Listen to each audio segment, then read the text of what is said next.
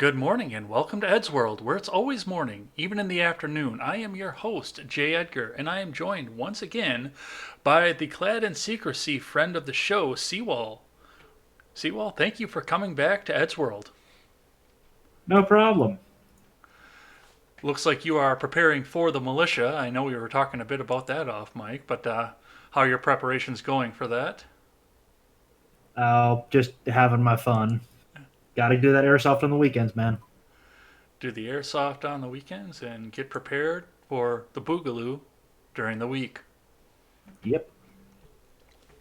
We have got a full show to go through today. We've got a lot of topics here, some video to watch, some pictures to look at, and some double standards to try and shatter as we're going through here. But I know before I get started, I kind of want to talk just a bit about something that I've been seeing, I've been asked to cover so far, and that is this thing that's going on with Charlie Kirk and Nick Fuentes, who I only know who one of those people is. I'm not going to lie.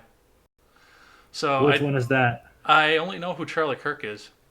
Funny, I only really know a bit about the other guy, Fuentes. Yeah, it's I see the Charlie Kirk things going all over the place. He is who he is, and Turning Point USA has paid a lot of money to get stuff out over to the point where it can be put onto the mainstreams. But Fuentes, yeah, I don't even really know who he is at the time, so I can't really opine on what's going on. I know a lot of people have asked me to cover it, and I've looked into this. But I guess my really big question into this is this just worthless blood sports of two content creators going at each other, or is there actually some substance to all of this? It's, as a lot of people put it, it's somewhat tied into the OK Boomer stuff. Charlie Kirk partially represents the kind of neocon old guard position, which is kind of the corporate wing of the Republicans, is what a lot of people perceive. Mm-hmm. And the Nick Fuentes people. Nick Fuentes is a pretty garden variety ethno nationalist, from what I can tell. Okay. I don't know if he's as far as Richard Spencer, but I know he's somewhere on that spectrum. And a lot of his followers, as well as a lot of new young Republicans, were apparently asking some pretty hard questions. And then Kirk freaked out because that wing of the Republican Party, the neocon side, doesn't Mm-hmm. want to answer those questions. They haven't wanted to answer them since the 80s. Well, it. I guess values don't matter so much to me as long as you can get your values behind yourself to the point where we can get enough people to vote for candidates who will abolish the federal government. That's the end goal for me. Just get rid of it all. They all suck anyway. Yeah, I'm just a reduce its size conservative. Really, I kind of expected you to be a little bit more authoritarian in that aspect, given what I've seen and know about you, but to each their own. Well, I believe in authority in the few areas where it is absolutely needed. Everywhere else, leave people alone. Well, we'll be talking a bit about that, I think, coming up here. We've got a full show going on today, as always. HR 660 implemented the rules for the impeachment inquiry, so we'll talk about what this actually meant.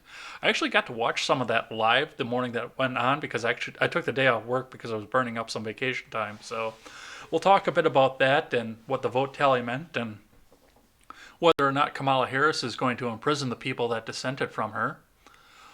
Trump has decided that he's going to be leaving New York City. He's moving to Florida, and he announced it in a massive tweet thread. We will read that on the air and talk about some reasons why he might be doing this. Better taxes. Yeah, I'm sure there's some other reasons as well. Al-Baghdadi is dead. John and I talked just a little bit about this last week, but it was still an unfolding story when we talked. So we've had some time to see some news articles and figure out more of what's going on and what this means for the world. So CWal and I will talk much more intelligently about that, or at least as best as we can manage in this duct tape production of a show. Hey, 2020, still better production values than CNN. probably more viewership too. Although we don't have the captive airport audience, so But do they really matter? Have you ever actually watched that uh, in any meaningful way? no. The last time I was in an airport, I was reading Tom Clancy. I was watching Netflix, so 2020 is coming up.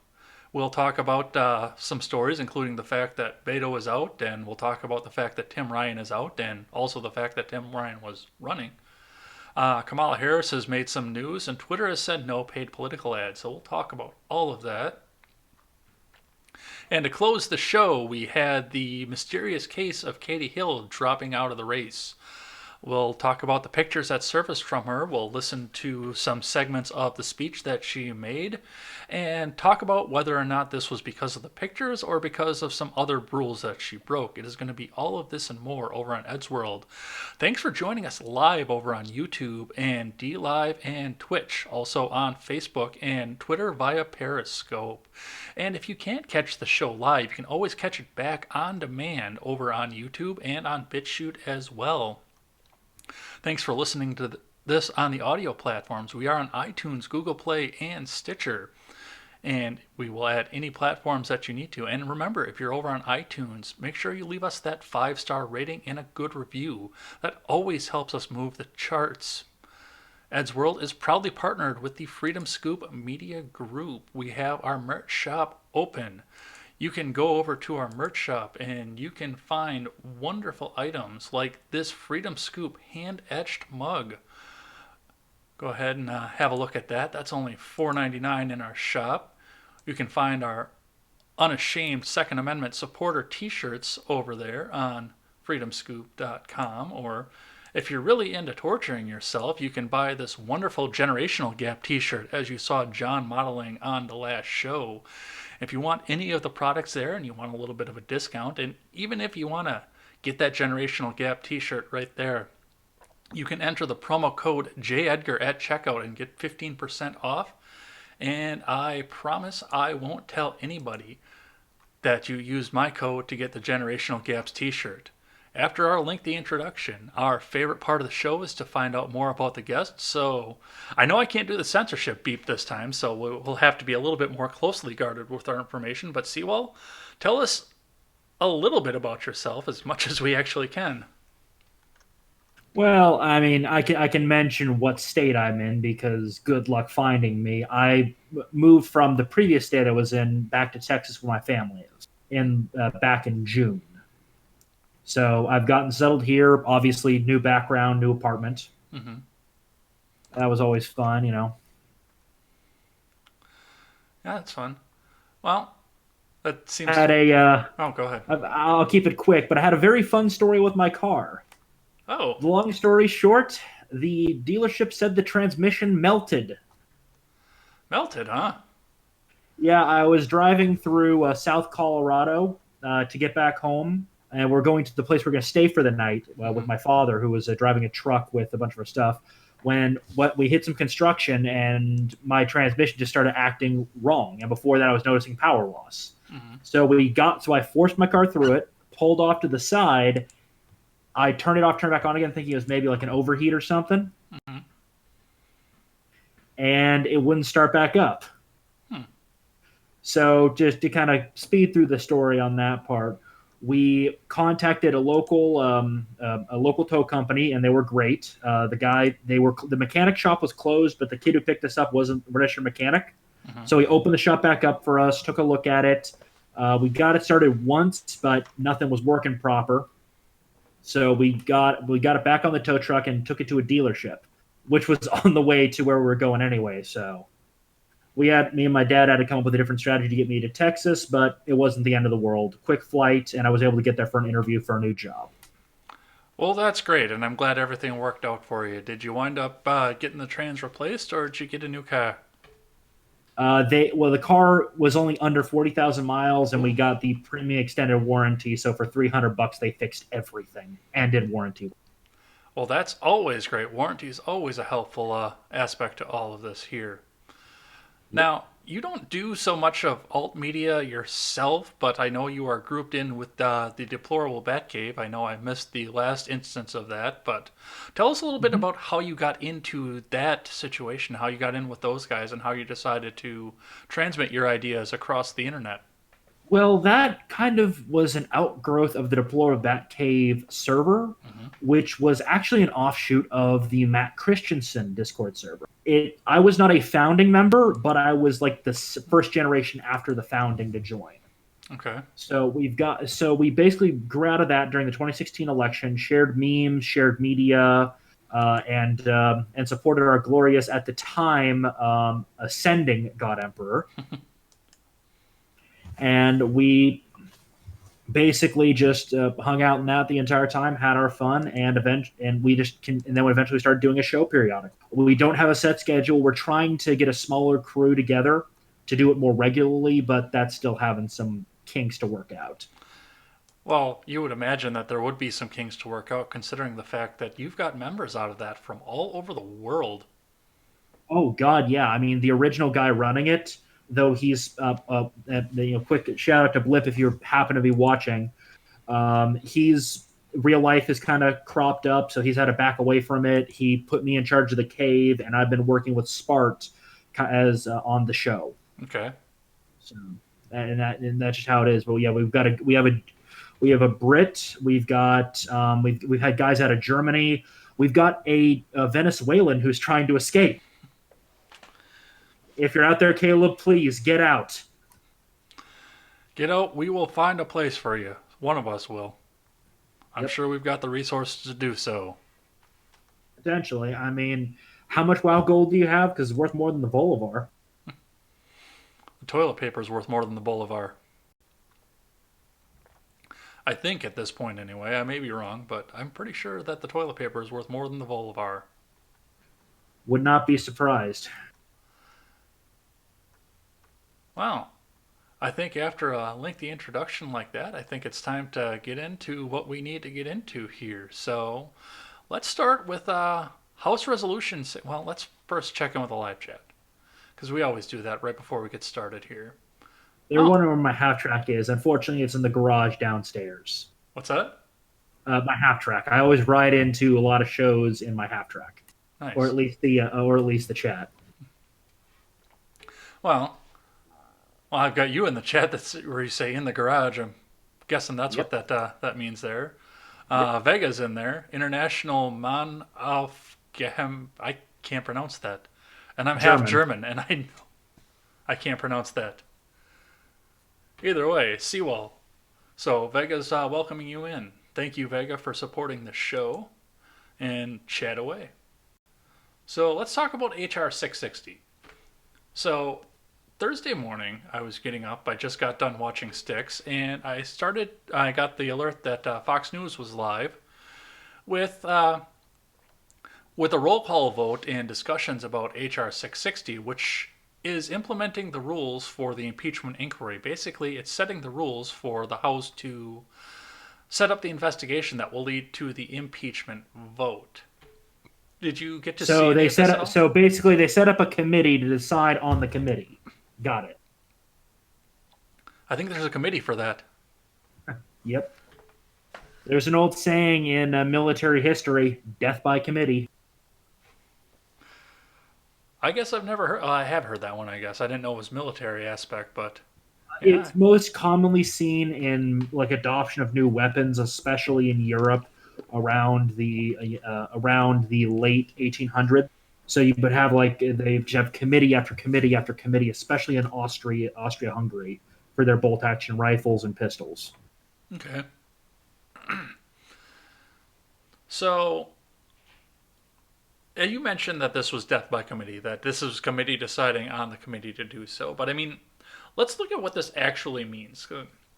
I read a little bit of the resolution. I haven't been able to get myself entirely through it, but I guess for the most part, I know a lot of people when I was looking through social media and realizing that this was coming, because I knew this was coming before I got the alert, but when I saw a lot of people talking, everyone seemed to assume that this was going to be the impeachment vote that I've been urging Congress to take ever since they got the Ukraine phone call. Because, I mean, we all know that they could find out that Trump donated $10 million to Children's Hospital and was urging Ukraine to get on board with them, and that would still be an impeachable offense to them. And they would still vote to no matter. Trump could cure cancer, and each pill only costs $5, and they say, "How dare you profit off of curing cancer?" Yeah, absolutely. So a lot of people thought this was going to be the vote to actually make this the impeachment, but no, this is actually legitimizing the investigation that we've been actually seeing going on for quite some time now. I know on the generational gap, you got into the comments section and pointed. No, it wasn't. It was on Christensen's show. You called in and pointed out the fact that the Republicans stormed the closed door hearing, and that was a couple weeks ago already at this point. Basically, what happened is the Democrats have been doing some really questionable things. Mm-hmm. Apparently, they haven't even been allowing Republican members of committees into some of these hearings, too, is what I heard at one point. And they wouldn't allow Republicans from other committees that claimed jurisdiction Right. to even oversee it quietly in the background. Basically, they did everything cloak and dagger, and and we all know, they were leaking information Mm-hmm. that made Trump look bad. It's interesting how they've only released information on like 2 witnesses, Mm-hmm. and those 2 witnesses look bad for Trump, even though they've talked to like 20 or 30 people, Well, yeah, we've been as seeing well leaks. as no cross-examination information either. They didn't release the full transcript. They released like opening statements from one that, if you actually read it, it said something like, "I was under the impression there was quid pro quo," Mm-hmm. which legally means nothing. No, absolutely not. Was he specifically told there was quid pro quo? No, he said he had an impression of it. That is his opinion on the situation, which means he's in trouble. Then there is the lieutenant colonel who was originally from Ukraine, though came over here as a child. Yeah. The thing I look at that and go, wait, you are an active serving member of the military. Why did you not report contact from a foreign nation the second they contacted you about this? Why did you not contact your superior officer or your security guy? Due to my work, I do know a little bit about clearances and things like that and what you're supposed to do in these situations. Mm-hmm. If this guy wasn't being politically protected, he would have been court-martialed in 2 seconds. If this was Obama and he was talking to Russia, he would have been court-martialed in 2 seconds. Yeah, I mean, there's definitely double standard going on here with this.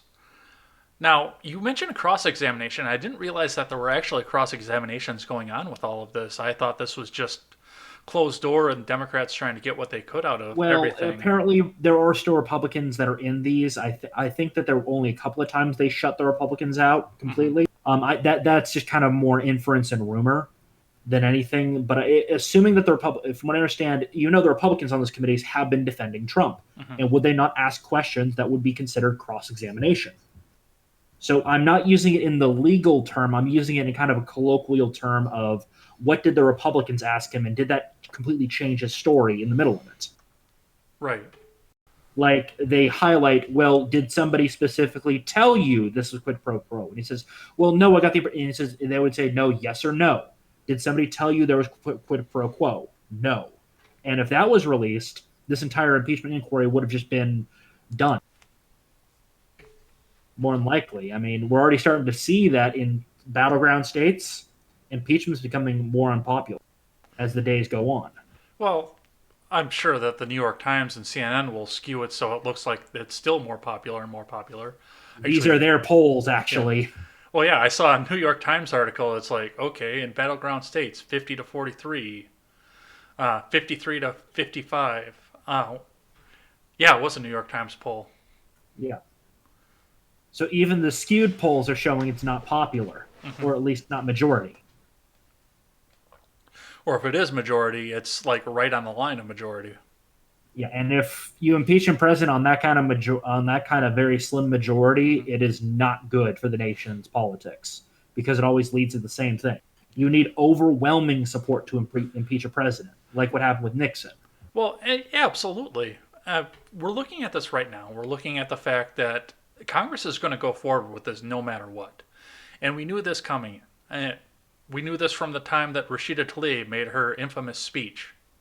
She's going to impeach the motherfucker. Well, we've all known this was coming, but I mean, for the most part, we're looking at the fact that I think America is going to punish those who are involved with the impeachment at the ballot box. I'm pretty sure that's why we saw the roll call that we saw there today.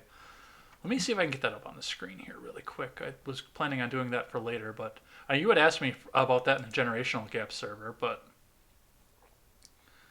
let me get rid of this ugly black T-shirt here. With blue and red on it. Yeah, that would be the one. So this is what we have for the resolution vote. We've got pretty much right down partisan lines, which I know Pelosi came out and said that she wasn't going to pursue the impeachment unless there was strong bipartisan support to do so. And on the resolution to do the committee, the inquiry here, this is right down the line. Well, no, there's bipartisan support against. Yeah. Yeah, that was the funniest part about that, and we'll talk about that in just a bit here. But, I mean, the numbers don't lie. This is going to be something that is divided by party, and there isn't going to be anything else about that. And even the two that defected right now, I'm looking at this and I'm thinking to myself the same thing. Are these? I don't know who the two defectors were. I've been They trying are to. both in like Trump plus 10 districts or something like that. Okay. And they won slim margins in their last election, from what I understand, running on a very moderate platform. Right. So they are literally looking out for number one. And you know what the Democrats said? Primary them. Oh, absolutely. I mean, Cortez has been threatening that since the last midterm. Well, apparently there's actually another AOC kind of brewing in the background. And there's another young Hispanic woman who is looking to take out a longstanding Democrat in a very blue district. Oh, I'm sure there's a bunch of those. Yep. Old white men have no place in the government anymore, according to them. One thing I find very hilarious about it is those two are going to hate each other. They're going to both be fighting for who's queen bee. Yes, but they're going to put on a fun face in front of it. Haven't you ever seen Mean Girls? I don't think they're bright enough to pull that off. No? You don't think so? I think they're going to be slapping each other on the congressional floor. Pull an Irish parliament. Irish Parliament? Didn't we have a House member get shot? Yeah, by a Bernie supporter. No, I was talking back in the 18th century. Oh, they were having duels all the time. Yeah, absolutely. Fist fights. They would come in just fucking blitzed out, drunk, high on whatever they could get a hold of at the time. Yeah, this is an Irish Parliament. This is returned back to our Parliament, essentially. Yeah. And C-SPAN would immediately turn that into basically pay-per-view. It's called the congressional catfight. Hey, they got to make their money somehow.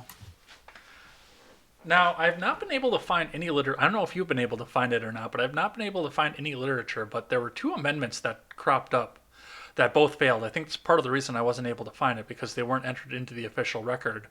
Republicans attempted to add two amendments to the House resolution, and both of them were shut down quite handily. Did you see anything on this at all? I didn't know about it till you put it in the notes. Yeah. I'm not surprised. What's kind of the hearsay? What's coming down the grapevine on them? I just got the numbers, and once again, I tried to search for them, and I couldn't find anything. If anybody in the live chat has actually seen any of this, feel free to leave it in there, and I'll try and pull it up on a link and get it up on the screen. But yeah, that's. Make sure to send it to webmaster@cnn.com. Who is even the webmaster over there? Well, every website does have a webmaster if they have a email system. So there's always a webmaster. It's just they're very rarely monitored. Okay. So now that we are looking at the fact that we have bipartisan support to not go forward with the impeachment, or not to go forward with the inquiry, we don't have the bipartisan support that Nancy Pelosi promised us we were going to have. And I think Graham is also threatening a resolution in the Senate that would just basically exonerate the president if certain things are not done in the House. Basically, they require, I think it's like full open broadcast the whole nation meetings, no closed door meetings on this at all. Basically okay, you want to do this, you're doing it in the light kind of thing. Well, that's something I've been wondering about too as we go along with this is, I know a grand jury indictment is usually not open to the public. That's usually a private meeting when you're committed of a crime. You stand with the judge and the grand jury, and they decide whether or not they can come forward with charges for you. The impeachment vote is supposed to be the government equivalency of a grand jury indictment, but the But political the aspect system, of it yeah, is. it's political. It's required to be public because impeachment is not judicial or legal. It is political in nature, though it does require breaking the law to initiate it. Because the thing is, once you impeach the president, then and remove him from office, then you can go after him Mhm, legally in the court system. It's one of the things they wanted to do with Nixon, but he was pardoned by Ford. mhm. That's a lot of people don't read their history. Ford pardoned him, so they couldn't go after him after that. Well, it is in pop culture too. You have to keep in mind as well. I mean, season one, episode of '70s show when Gerald Ford came into Point Place, Wisconsin, and Redhead That's is true. classic moment. Jerry, how the hell could you pardon Nixon? Sorry, before my time. Yeah, well, it's Hollywood politics too. And you know what was funny is the later episodes of the show, Red became very, very conservative.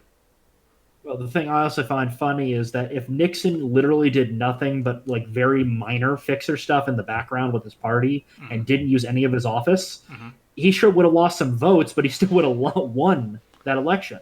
I I don't mean, think look at how much he won by. I don't think he. I don't think they had. I've been looking at documents from that case, and I don't think they could have cleared reasonable doubt for that to Yeah, convict him. exactly. They basically would have had he would have lost some support, but they wouldn't have had enough to prove that he was involved. And at most, let's say he basically takes a couple of mid-level staffers, the Republicans, and have them fall on their sword, and quietly pardons them at the end of his presidency. Yeah, But he took bad advice probably from a fixer or someone in the party, and yeah, but I mean, going back to even more modern aspects of it, we look at what happened with Clinton, and Clinton was a shit show, and the media was defending him the entire time. They well, were making fun of the absolutely. Republicans and defending him the entire time. And the thing is, they had the goods on him. He did break the law. Hmm. He should have been removed from office. He did lie under oath, Now I. which is an impeachable offense. Mhm. Now, speaking of that, I'm glad you brought that up because Limbaugh this morning had an interesting take on this as well. It honestly, from the outset of this, from the time that we heard the name that there was a whistleblower out there to the point that this got into the news, to the point that we're at now, this all seems like this was all set up to try and force the president into a perjury or obstruction of justice charge. And he seems to be sidestepping it at every point. Like, you know, Exactly. He has every right to not comply because they have not actually given any real subpoenas. Because the thing, basically, what Congress is doing, they're taking voluntary requests for information mhm, and claiming it is an informal subpoena, which doesn't exist in legal parlance. right. Because official subpoenas require Pelosi to sign off on them, which means her name would be associated with it directly. Hmm. So they're not doing that. And the Right. thing is, I think there have been some subpoenas here and there, but most of the people have been voluntary. But I'm talking going even back further than that. I mean, what would anybody else in the world do if somebody came out and said, "Okay, I've got the goods on this phone call"? You would think that they would seal up the phone call. No, he just dropped No, it he right dumped out. it. He dumped it Yeah, dropped it right out in the middle of the world for everybody to see.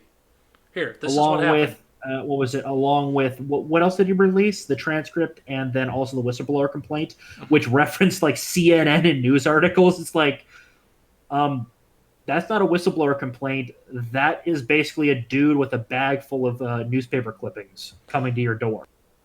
And not the fun kinds that are taped to a piece of construction paper. I'm gonna go with a big negative on the face reveal. Hmm. So, oh, you must be looking at chat. I'm guessing. Yeah, I usually don't look at that. got to keep an eye on John. Yeah, reveal the face. See, well, we won't tell anyone what you look like. No, that is a closely guarded secret. That was the agreement to come on the show. So You need class 4 clearance to know that. Going back onto the impeachment thing. No, it's like I said from the outset. This is. I would take this a lot more seriously if Tlaib hadn't come out in front of all of Michigan and said, we're going to impeach the motherfucker. This is I would have definite. taken this more seriously if they weren't writing about impeachment on November, what was it, 9th? It was November 8th was the election. November 9th was the day after. Mm-hmm. And I think it's like now the impeachment begins was like one of the first articles out of a mainstream newspaper. Yeah. No, absolutely. I would take this a lot more seriously if they hadn't been doing this right from the beginning. But this really glows of this. I said this to John last week. This really glows of the idea of you bring us the man and we will find you the crime. Which is a very communist and authoritarian concept.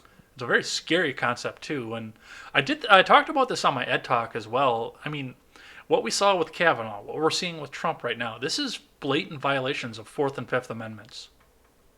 Not only that, but arguably attacking the First Amendment too. To an extent, yes and no. I could see your argument for the First Amendment, but I can see arguments against it as well. But Well, the reason why I say is they try to say that Trump saying things is proof of obstruction, when in actuality it's opinion and mouthing off. What would you do if you were a man who had power and another system with a lot of power said, we are going to destroy you no matter what? Would you not mouth off a little bit and see what power you might be able to flex? Or at least ask people what power you can legally flex? Because he didn't do anything. He just mouthed off, probably venting frustration. and that's going to be what we hear from the rest of this. That's going to be in Trump's records in the history books, and that's probably going to be what's on his tombstone. The dude said stuff. Exactly. To quote Ben Shapiro, a small man with a small hat. Yep, a very small man. So, do you think this actually goes anywhere? This would, Mike, I got to think about strategy out of this. I think, as you've noticed, they've gotten more and more crazy with their claims as times have gone on. They've done more and more questionable things. I think one of two things happens.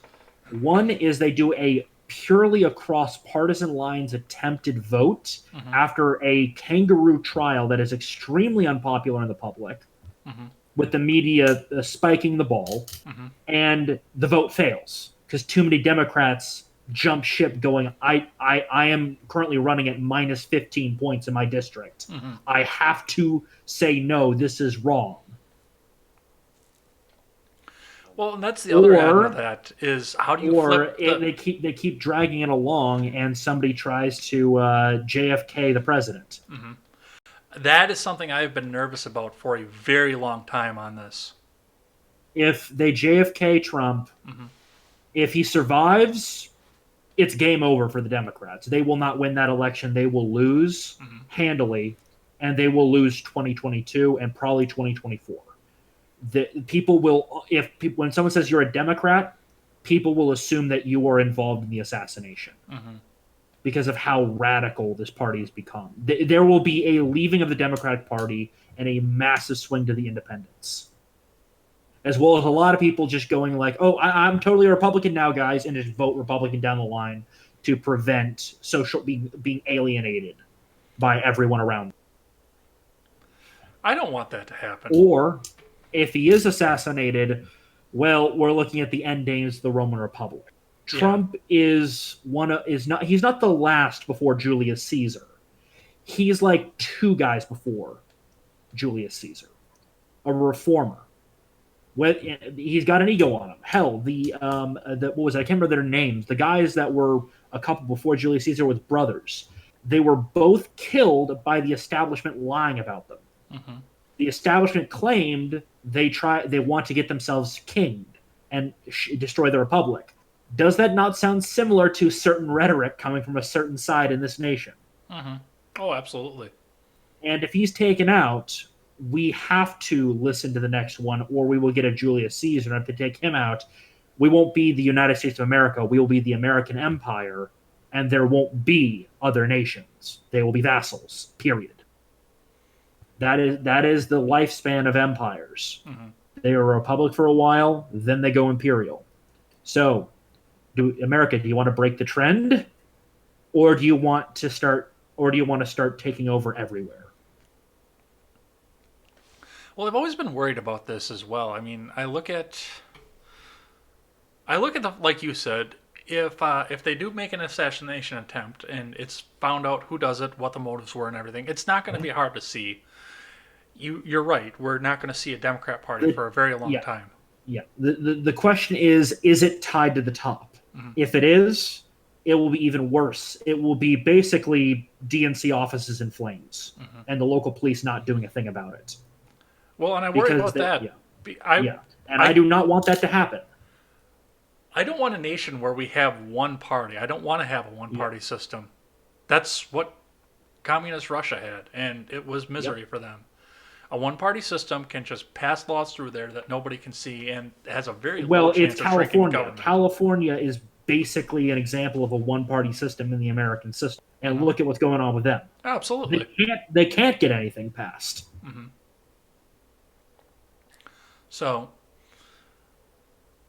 I was going to ask earlier, and I was starting to get the words out, and we got off on a tangent here. But how do they flip the 60 or not the 60? The I think it's six necessary Republicans. They no, it's not even six. It's like 10 necessary Republicans to get the They conviction. 60 they need like 60 some odd votes in the Senate. They need 60 No, for no, the I think it's like conviction. no, they need two-thirds. They need two-thirds. No, they do not. They need 60 supermajority for the conviction. They need two-thirds for the removal.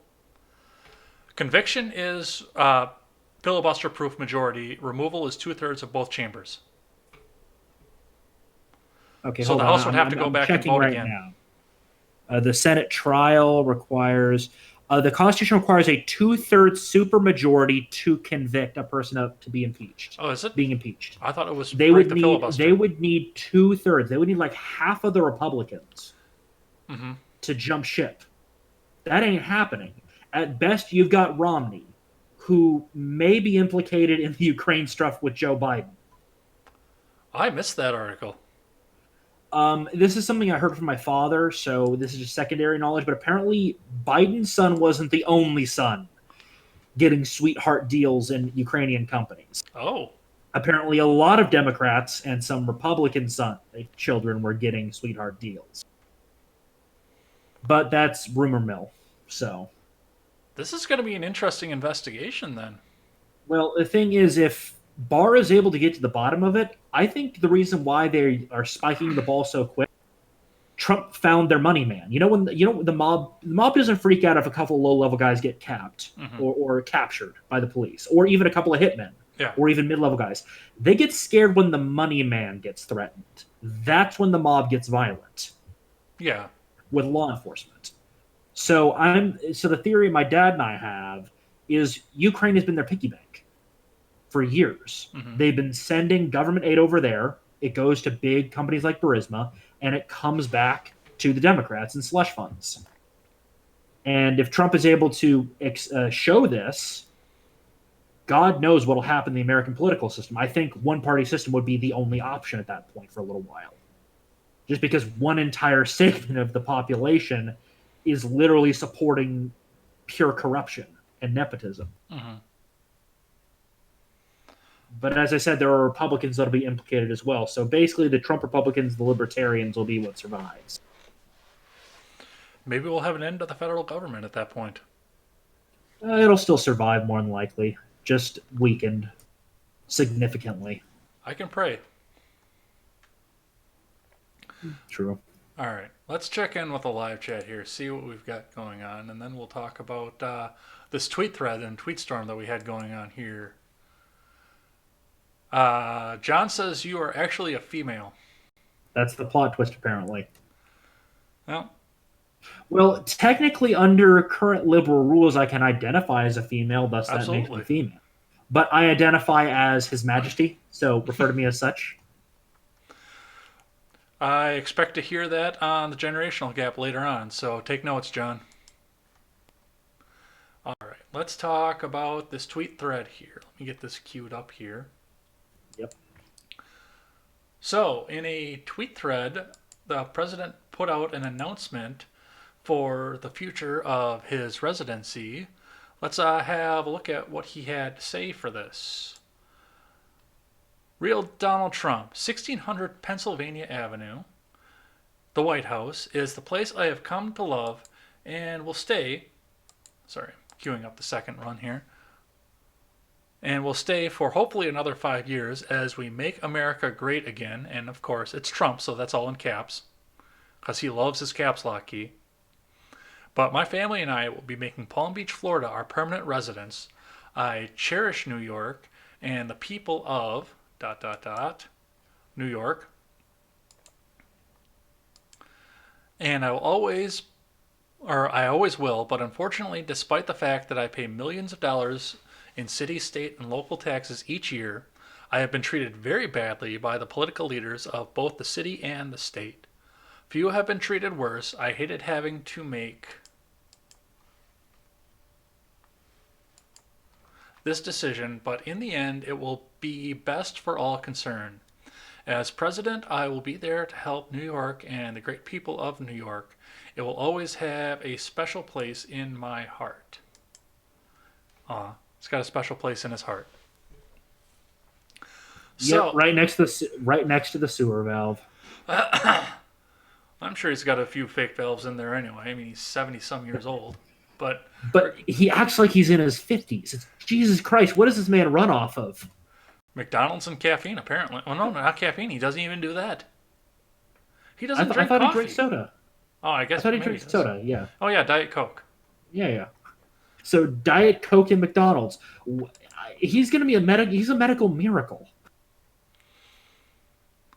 Anyway, so of course he's got the backlash for this, and I've talked a bit about in my ed talk about the fact that California is starting to impose laws for people who would leave the state, that they would still have to pay taxes for like 10 years in California to make up for some of the revenue lost for them leaving here. Thank God I already left.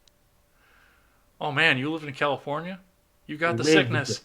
I lived. Hey, I came from a very Texas part of California. I voted Trump in 2016. I voted straight down the ballot Republican. I am not the problem of California. I had to escape because there was no saving it. Now somebody give me my flamethrower. I know how to solve this problem. Let me get my family out of there first, because I've got some cousins that live down there. Don't worry, I can get him a helicopter ride out. Yeah, helicopter rides from you, I think, make me a little bit uneasy. Don't worry, they won't be going west. They'll be going east with the helicopter. They'll be fine. Anyway, so I know taxes are going to be a big part of this because of the taxation that he has in there. And as of right now, he is taxed without representation, because it seems like everything in that city and most of the city, not the upstate, is aligning against him at this point. But I mean, can you blame the guy for wanting to do this? No, he helped build what, like 20-30% of the Manhattan skyline at this point, or something ridiculous like that. He brought God knows how many jobs to the state.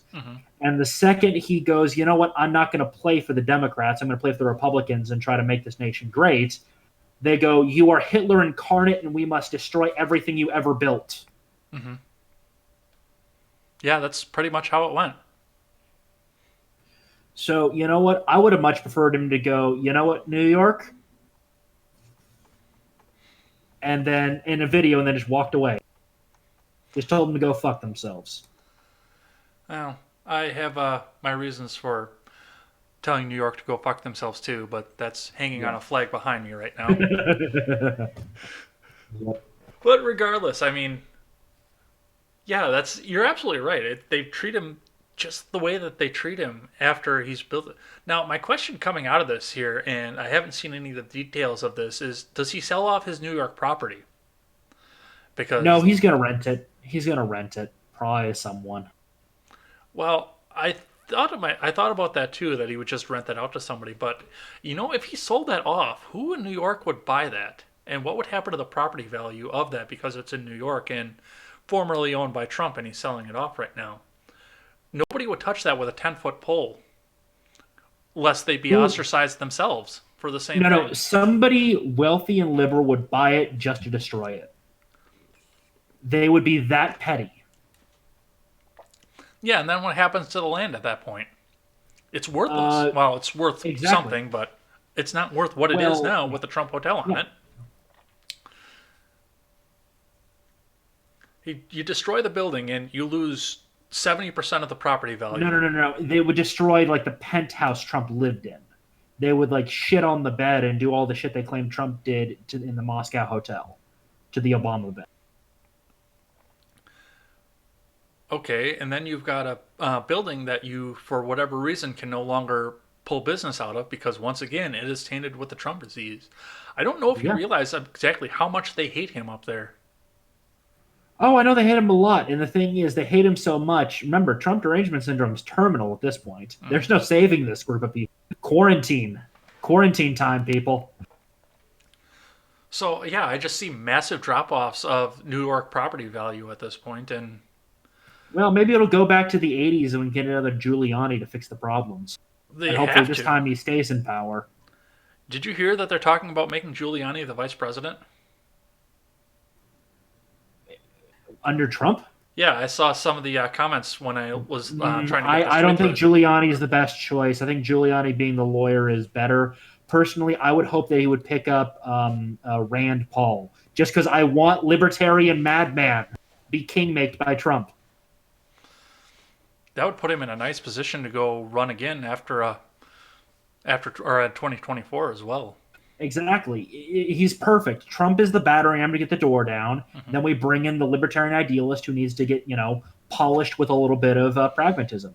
And Trump can give him that pragmatism. Also, Rand Paul's a fucking madman in the Senate. Imagine him as the VP. I'm very surprised to hear you talking about getting the libertarians in. Yeah, I think the conservative libertarians, the ones that have jumped ship from the big L libertarian group, and the Republicans to help kind of bolster the Tea Party aspect of it, and the Trump Republicans are the best option we've got. Try to reduce the size of the federal government, but pragmatically know certain things have to still be done. Well, we do have to get everybody out in the chat to press F for our friends John and Robert as well, because John will be very much appreciative of this move, but I think it's going to make Robert's skin crawl just a little bit. We talked a bit about, because this all broke while we were doing the Halloween special, and John had that ungodly costume on. Did you watch the entirety of the Halloween special? No, I was passed out in my bed. I was exhausted that Well, if you day. watch it back on the replay, kind of just cut yourself off for the last 2 hours because it got pretty disturbing at the end. Got it. Apparently, there's someone named April Hart in the chat. April, yes. April Hart, the best way to describe me is a semi-libertarian paleocon with certain traditional conservative values. Okay. I like that answer too, and I've seen your political compass test, so I could agree with that. Yeah. I try to I understand the problem is that test I think makes me more authoritarian than I actually am. Hmm. Just because there are certain things I believe in near absolute authority, but there are other things that I'm completely open on. Yes, but that's also Yeah. why we make fun of you about the helicopter rides. Oh yeah. But remember, helicopter rides. Pay for the field pays for itself given enough time. And welcome to the show, April Hart. Thanks for supporting the show. So yeah, it's the thing for me as well. It's if I you're thought Trump. Nick Fuentes. I thought Nick Fuentes. I'm sorry, I'm talking to April really quick. I thought Nick Fuentes was a ethno nationalist, or am I getting him mixed up? I barely know anything about who Nick Fuentes is. Yeah, I'm I've heard the name before. I thought he was part of the alt right and a was it ethno nat?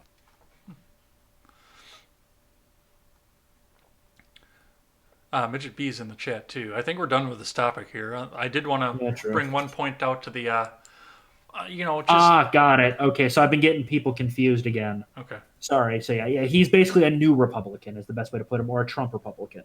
okay. Yeah, April was the one that kind of pushed me into looking into this a bit, and I haven't had time. I did the ed talk, and then I had a wedding that I had to go to the next day. So, anyway, let's The thing that how bad do you have to hate one human being? And how can you hate one human being so much that you will most likely drop the property value across your entire city by 20%? Oh, okay. Ed, there's an old saying: Mm-hmm. if you're 20 and conservative, you have no heart. Mm. If you're 40 and a liberal, you have no brain. That's a fair point. Drops mic. Well, don't do that. We do have to finish out the show here. I Do don't that have more than afterward. one microphone. Oh, yeah. Technically, this contains a microphone, so I'll drop this. There we go. There, mic has been dropped. Anyway. So, let's check back in with the chat here, and we'll talk about Al-Baghdadi in a second. So, It was taken out by a very good boy. very good. Oh, that's the other picture I wanted to get up on this. Damn it. Now I remember that. God, I love how that story is developed. It is hilarious. Midget B is in the chat. Welcome, Midget B. April, as we have already said, is in the chat. Nick Fuentes and the grassroots rights are working to uncuck the mainstream conservative establishment. I made my point clear on that earlier. Okay, actually, April, they're not uncucking the mainstream right, they're just replacing them. That's fair. I still want the votes from the other people, though. I'm greedy. Oh, I want the votes. they'll fall in line. It's just they won't have power. All right. American First Conservative. Well, Oh yeah, I'm definitely on the America First train. Some absolutely. of my plans. If we have to have If a I federal could snap my government, finger, oh god. if we have to have a federal government, let's at least be America first. Oh yeah, the things I would do to the world, you'd be terrified. Because I know some of the secrets. Dissident Well, Bones is in the chat. Welcome, Dissident Bones. Your guest is cringe. Don't want to be seen. Turn your cam off. The camo LARP is minus 10 credibility. Well, that's the exact same thing if you turn your camera off or you have yeah, or if you have a disguise on. At least with the disguise on, I can see your body language and I can know when you're going to make a point. exactly. And I've had guests Also, come on without a camera on. That's okay. Yeah. Also, I do airsoft on the weekends, and I like this getup. It's literally my hobby. Yeah. It's fine, Dissident. I don't hold it against you. You have every right to have your opinion, even though it's wrong. I love it. So we talked a bit last week about Al-Baghdadi because it was a developing story. It happened probably about 24 hours before John and I went live. But not a lot of details were out there. We just kind of knew that he was dead. Now we know that it was Special Forces, Army Special Forces, chased him into a cave, into the back, saved several of his young children that were hanging around as human shields. Al-Baghdadi himself carried 3 of his children back into the cave with him. The Special Forces released a dog against Al-Baghdadi. And in the back of the cave, the terrorist leader ignited a suicide vest, injuring the dog, but not killing him, but killing Al-Baghdadi and 3 of his young children. Letting him, AKA coward. yeah, I was going to say, letting him die like a coward. So, this, I think, has been a big turning point for us in the war on terror, even though we should be getting out of this at this point. I know that a lot of the news outlets tried to say that with the pullout from Syria, Trump was going to be an ISIS sympathizer. He was going to be the new face of ISIS. He was going to get ISIS into an alignment with Russia because, of course, even with Ukraine going on, we still have to say Russia. But Okay, all Trump did is pull our special forces guys back from the border between Turkey and Syria and instead redeploy them to oil fields. He literally moved them to protect oil. And oh, the reason why he moved them, and not a lot of people know this, but the Kurds were running across the border, killing a bunch of Turks and being general asshole terrorists, then running back to hide behind our boys as a human shield. but they were our allies. But they were a minor ally And they were that are being attacking assholes. a more major ally and attacking a more major ally. So enjoy the napalm. Next time, don't fuck with one of our allies. Or just don't violate the non-aggression principle in general. That works too. I have no sympathy for a bunch of communist terrorists. Yeah. No sympathy. So let's see what else we have up on this one here.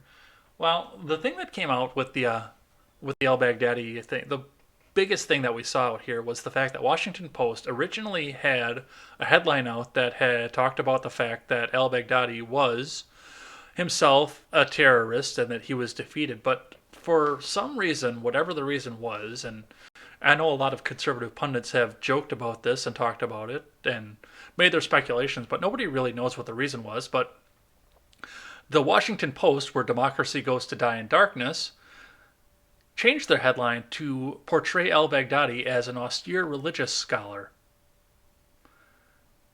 thus triggering a hilarious... Wait, that wasn't the Babylon Bee? No, that was Washington Post. Oh, wait, never mind. They're a parody site, too. I almost forgot.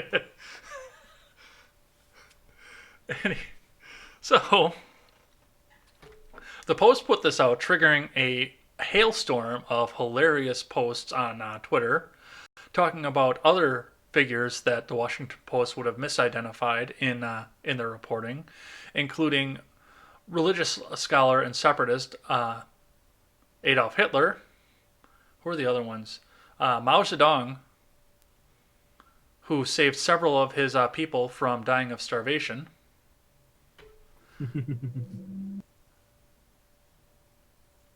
There were too many to remember here. I should have grabbed some screenshots of them, but yeah, it's... And then, of course, under pressure, they went back and they changed the headline back to identify al-Baghdadi as a terrorist. But, I mean, we got a bunch of humor out of all of this as well. So what did you see on any of that? Oh, I saw some of the memes. Personally, I went more towards the very good boy, the Medal of Honor. You know, the dog going to be enjoying some kibble with the president while Baghdadi burns in hell. Well, that was a good one, too, because the Daily Wire put out a edited photo from... No. They put out a meme. Use the right term. They put out a meme, okay.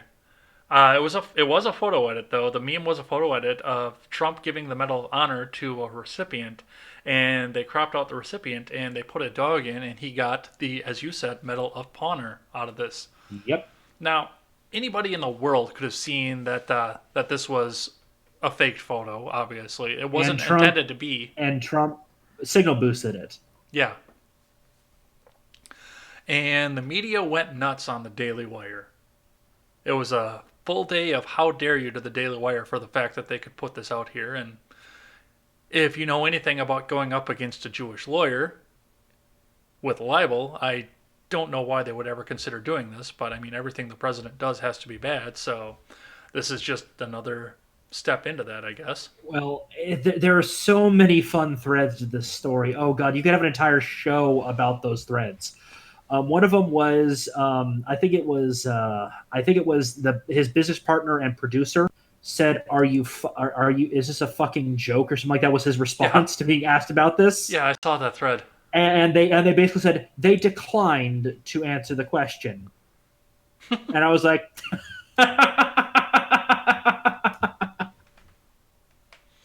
and I just laughed my ass off. And the other one was one of the papers contacted the guy who was in the picture originally, who got the Medal of Honor. He's a Vietnam vet that saved several of his guys, and when he was shown this picture, he loved it because, hey, the dogs are not getting enough recognition in his eyes, and he was very glad the president retweeted this, and he loved the image.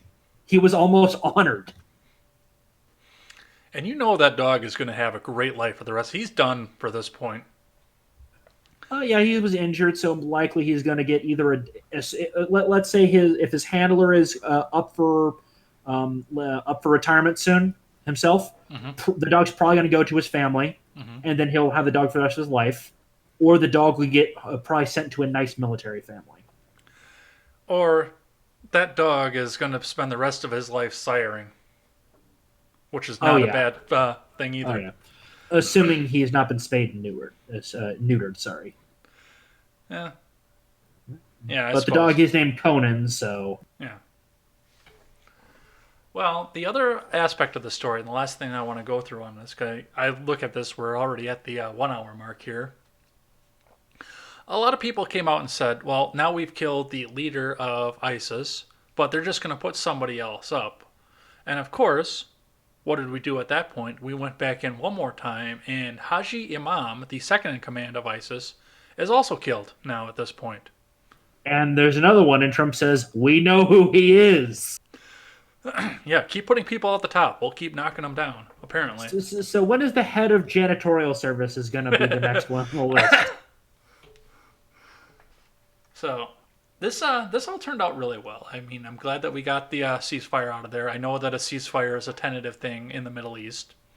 There hasn't been peace over there since Abraham was walking around. And remember that technically, under Islamic doctrine, that an agreement with an infidel can be broken at any time, and it's completely fine. Right, I understand that, but I mean, we're sitting on precarious ground with Saudi Arabia. We're back in alliance with Turkey at this point.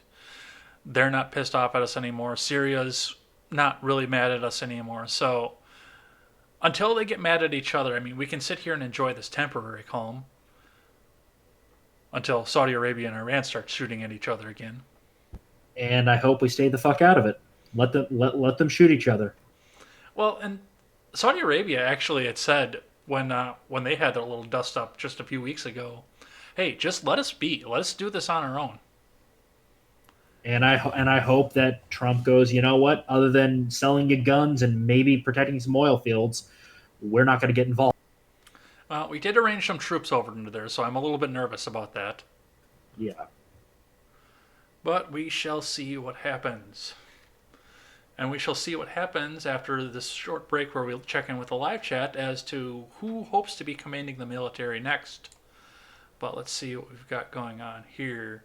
April Hart jumped to your defense, so thank you, April. And Dissident Bone says he's got to tell the truth. CWal made a happy tongue out face with a heart, and Midget B came in and said he's glad to hear the actual honoree photo is not insulted by the shop. I'm guessing is what he was trying to say was shop. Yeah, no, shoot. he said shoot. Yeah, it's shoot.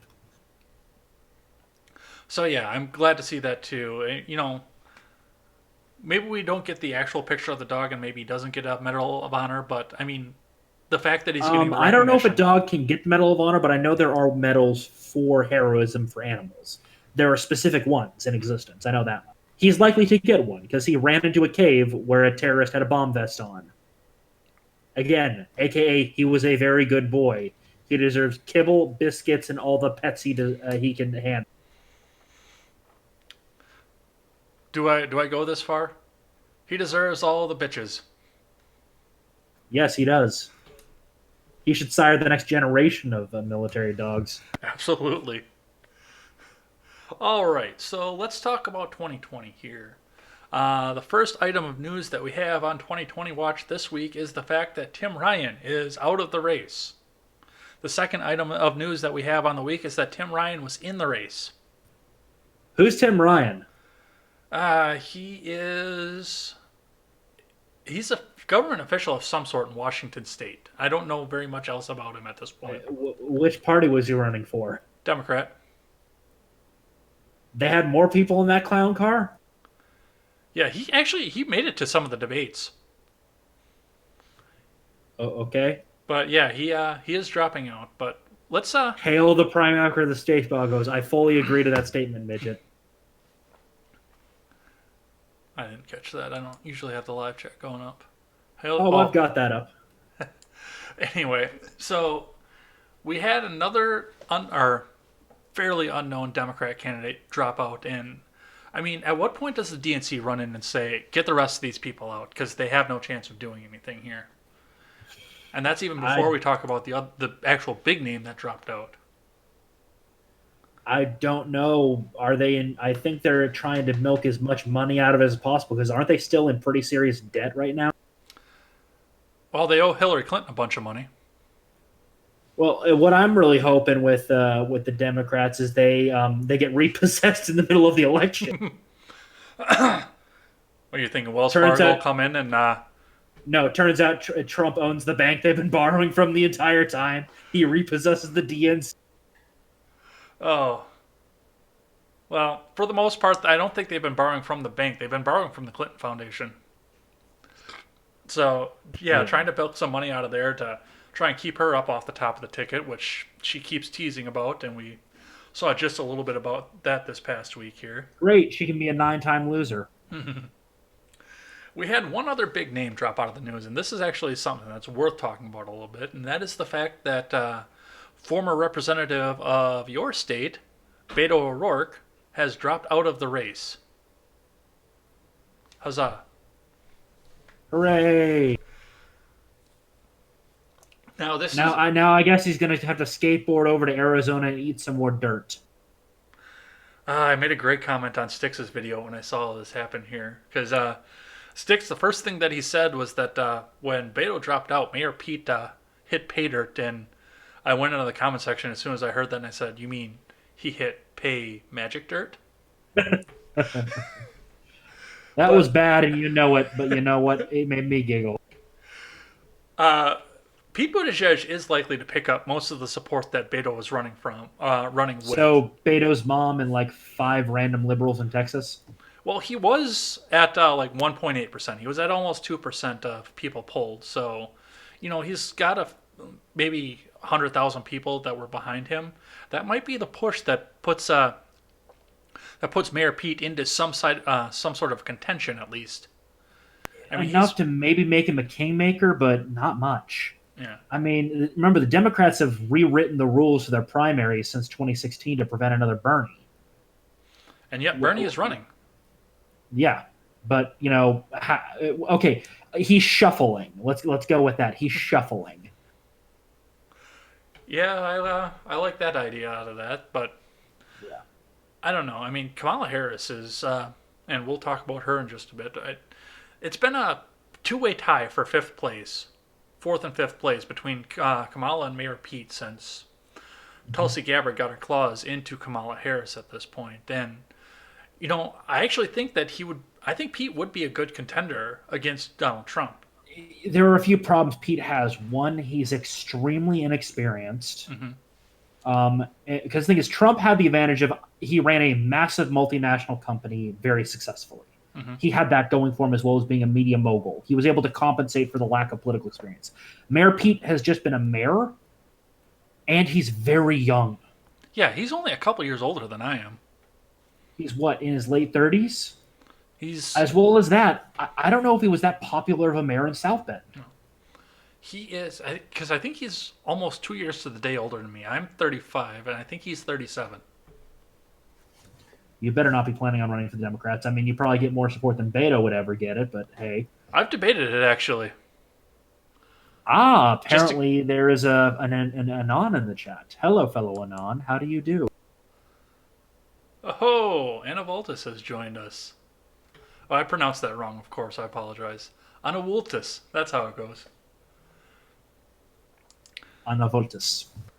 So, with Tim Ryan being out and him having, like you said, mother and a few siblings supporting him, and Beto actually maybe having 100,000 out, when we do start seeing some of these lower tier candidates out here, how do you think this shuffles around for the I people would that are up to the argue top? about a quarter to a half of the support goes probably to Biden and the other top contenders, and the rest is distributed among whoever is similar to them in the lower rung.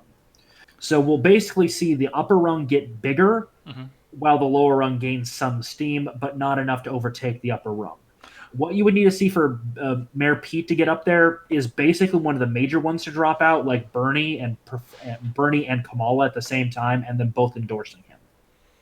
Well, Kamala is showing some signs of doing some funny stuff here because this past week, this was on Friday night, she completely closed out her New Hampshire office, which is one of the first primary states that we have out there. Her idea behind it, and she fired all of her staff for this as well. The idea behind all of this being that she is going to focus every ounce of effort she has in Iowa to try and take the lead over in Iowa. Which in Iowa is usually a pretty big kingmaker to begin with. The strategy she's trying to do is she's trying to gain up enough momentum and inertia that, look, she knows she can't win New Hampshire. Bernie has too much of an advantage there. If Biden were to falter, Bernie would win it, and Warren would be a close second. At best, she could get third. what she's trying to do, she's trying to gain enough inertia so that she wins Iowa, and then she uses that to get, I think it's what, South Carolina comes after that or something like that. Mm-hmm. A couple other of the early states that are more right leaning. So it's basically an inertia strategy, similar to what Styx has kind of thought up in the past. Mm-hmm. But I don't think she's got enough oomph to get that inertia going. You brought up an interesting point that I have not thought of before. I mean, given the fact that he is the very popular senator of the state that's right next door, I mean, I guess I can't blame her for going through and doing this with New Hampshire because Bernie's pretty much got that in the bag. Actually, not so much. I think Biden has been kind of nipping at his heels, and Warren's not is also nipping at him too. Well, Warren's a neighboring state as well, but Kamala is from all the way across the country, on the other side of the country. Yep, and basically a different country at this point. She's facing two other senators in New Hampshire whose states both border New Hampshire. So yeah, I guess that's not the worst idea in the world, but it does still show, I guess, a showing of weakness to it. Exactly. What she's basically doing is retreating and consolidating. She's kind of doing, in military terms, it's a fighting retreat. Okay. She's falling back to a more defensible position. It's not a true weakness. It is definitely showing some weakness because you can from there reconsolidate and then push back, but it requires a lot of planning and time that I just don't think they have. How many months out before the first primary election in Iowa? What is that, in like March or something? Hold on, let me check. All right.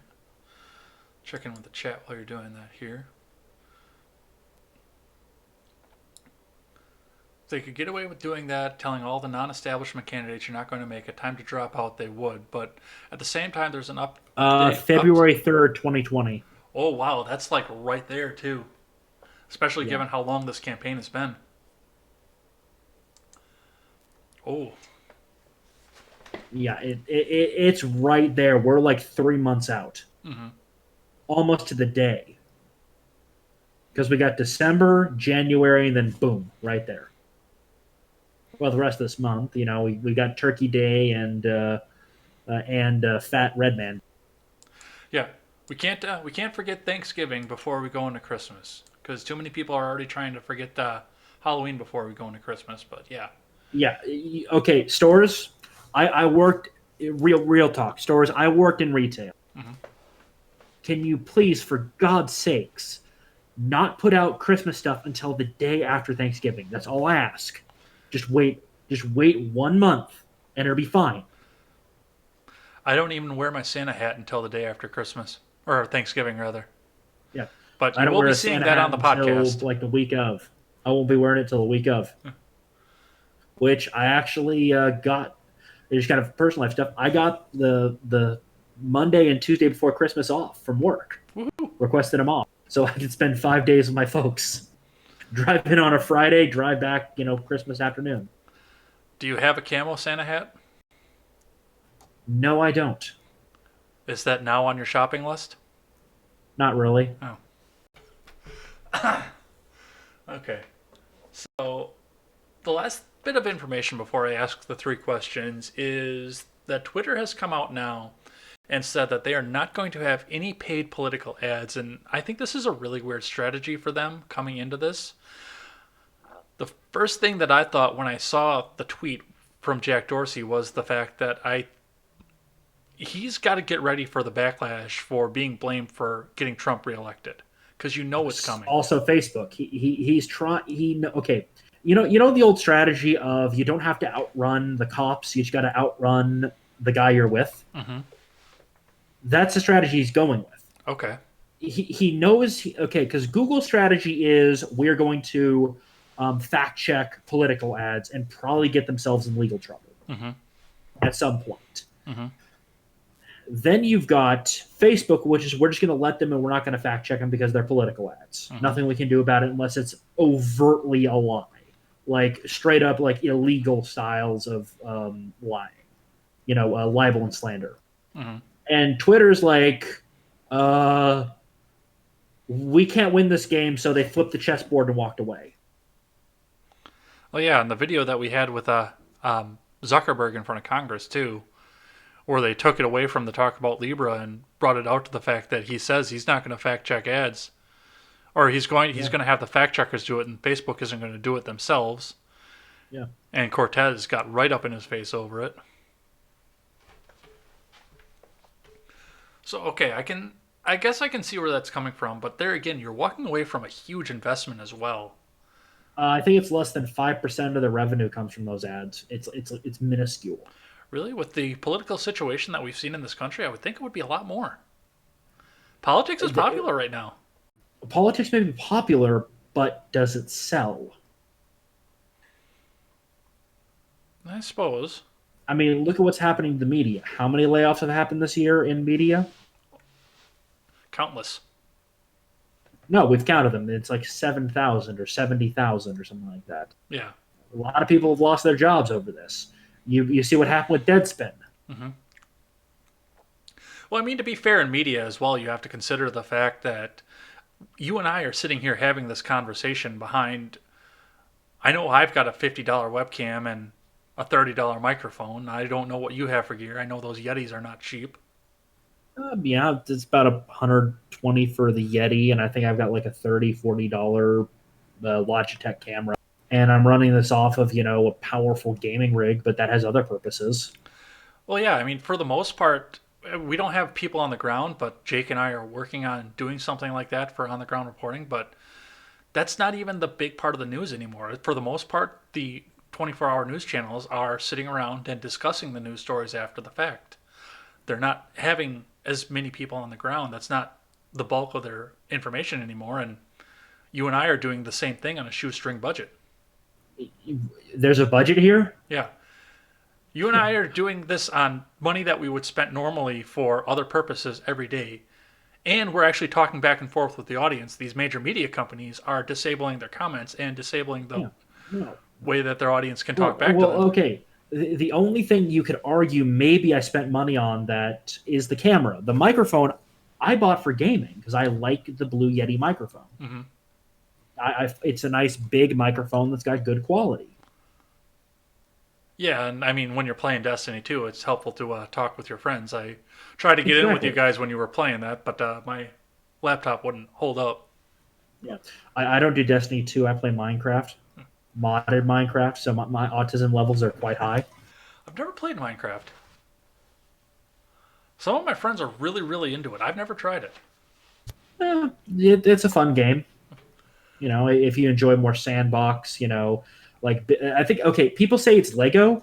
Mm-hmm. I'm going to go with, if you ever saw Zero Punctuation, that show from The Escapist, he says it's like a miniature village model train set. So it's even more nerdy than Legos. Oh God, when did I become my dad? I'm not sure. I've never met your dad. Oh, I'll tell you exactly when my dad and I sat outside on a porch smoking cigars and drinking whiskey. That's when I became my father. And I have no regrets.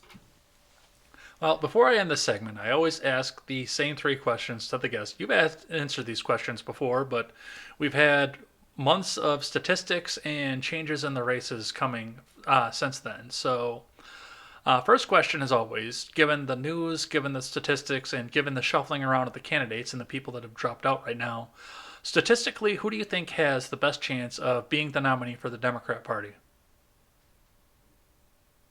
Statistically, Warren. I think she is the fusion candidate the party wants. Mm-hmm. Biden is faltering. How many gaps has he done recently? So he's going to start bleeding support again. And Warren is basically a less likable Clinton. I didn't know you could get less likable than that. But they hand out money, so yeah, maybe you do like her a little bit better. Okay, she has Bubba Bill to give her some protection. And charisma. He had charisma? He had charisma. You can't lie about that. Yeah, some, but kind of the creepy pedo stash variety. All right. So if we have to have a Democrat president next time, there's no other choice behind it. We've got 17 people that are currently running for the Democrat side. Which one of the 17 do you want to see be the president? Which one is the lesser of 17 evils? I would say Mayor Pete because he's still trying to be moderate, and he'd probably turn into basically a Jimmy Carter presidency, one term and out, because he'd be ineffective. And he'd probably throw us into a little bit of a military tailspin, too. Oh yeah. All right. So, for nothing other than entertainment, no statistics, no policy prescriptions, which one of these candidates do you want to see sitting on the debate stage throwing jabs back and forth at Trump?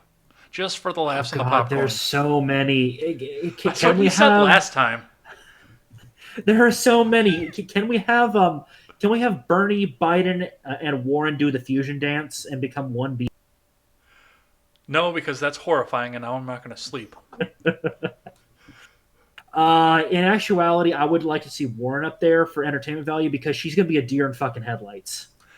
Yeah, that's the thing with just the debate she's been on. I mean, they don't have her answer anything until they have something that's scripted for her, and she doesn't seem to have a Exactly. plan. Okay? Biden, when he talks off the cuff, is senile old Uncle Feely grandpa. Yeah. Bernie is just like is like a heartbeat away from a fucking stroke and heart attack. Well, he's already had one of those. He's gonna have both simultaneously, a heart attack and a stroke. Mm-hmm. That's what happens next. And then what was it? And then Warren is just, as I said, deer in headlights. The second Trump starts running roughshod like he did with Hillary Clinton, you remember him stalking around that stage. Mm-hmm. Clinton did not look strong in that. She didn't fight back very well against it. Well, like I say, she can't improvise. Elizabeth Warren can't improvise. Yeah. And she's got that health plan, that $53 trillion health plan out there now that everybody knows about. Yep. Yep. We're going to let the people who ran the post office, VA, and Amtrak be the ones to decide our health care. Great idea, guys. All right. Let's check in with the live chat here, and then we'll talk a bit about Katie Hill. And I've got some video on that we'll look at it here as well. Luke is here. So I started reading what April Hart's comment when you found the statistic here. So let me finish that out here. If they could get away with doing that, telling all the non-establishment candidates you're not going to make it, time to drop out, they would. But at the same time, there's an upside to letting them run, and that upside is that they often donate their leftover campaign funds to the DNC for the general election. Or there's also the fact that they could pay Clinton back with it. But how much are they really making? Yes, I believe combined they all are made more than Trump.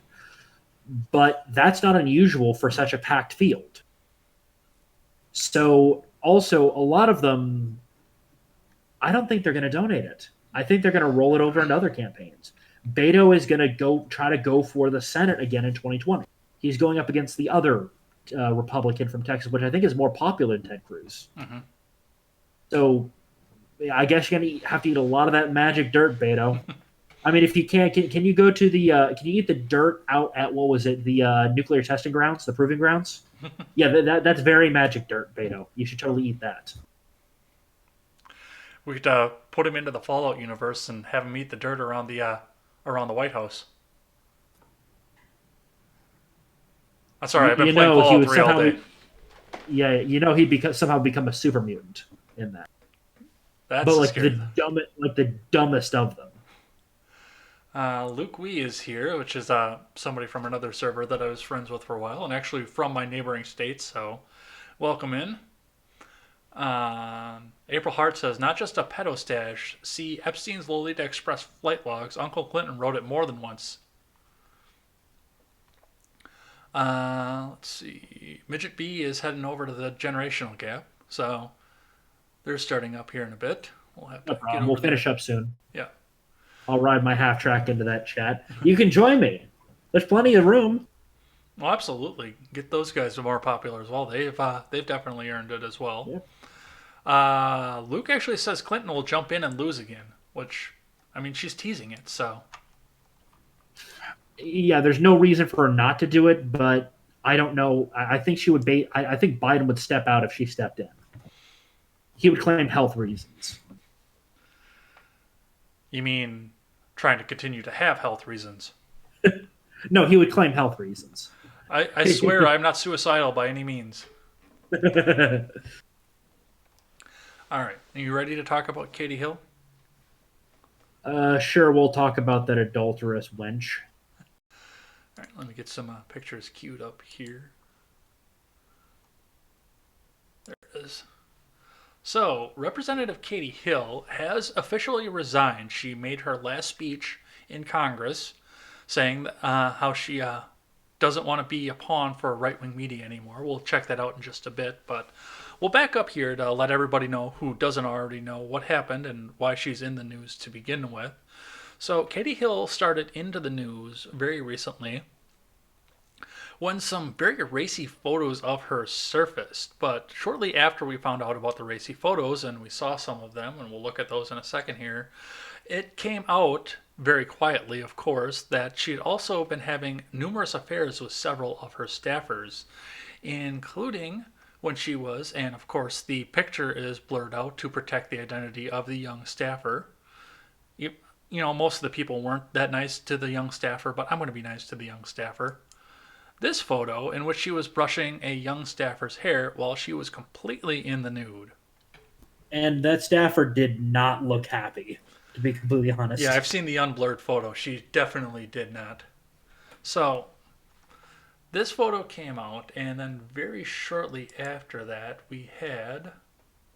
Get it up here.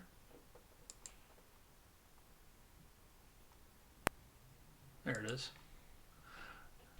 This photo of Katie Hill, also naked, holding a bong. Which, Well, okay, I've got an observation of this photo. Doesn't that look like the middle-aged soccer mom trying to be cool with her teenage kid's face before prom? Isn't that what it looks like? kinda. You know, minus the clothes, of course. Don't call her middle age. I'm older than she is. No, she looks I like the know, I middle-aged mom. understand. It's the face. I understand what you're saying with this, but I mean, Also, once you hit middle age, it's only downhill. yeah. I'm still on the ascendant. I'm only 26. 27 next month, actually. Well, happy birthday next month.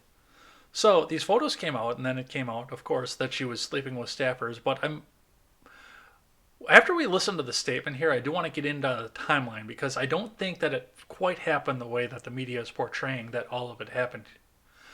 But however, we had a will she, won't she going on for the last week of will she resign, will she not resign? Is she going to be held to the double standard? Is she going to adhere to it or just get rid of it as well? It turned out she made a very moving speech and resigned. So before we get into the speech, I'll go ahead and get that queued up here. But what did you think about all this when you first started hearing about all of it?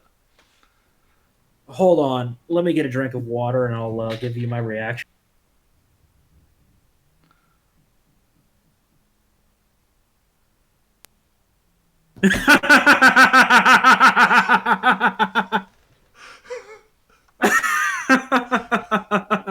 Get wrecked.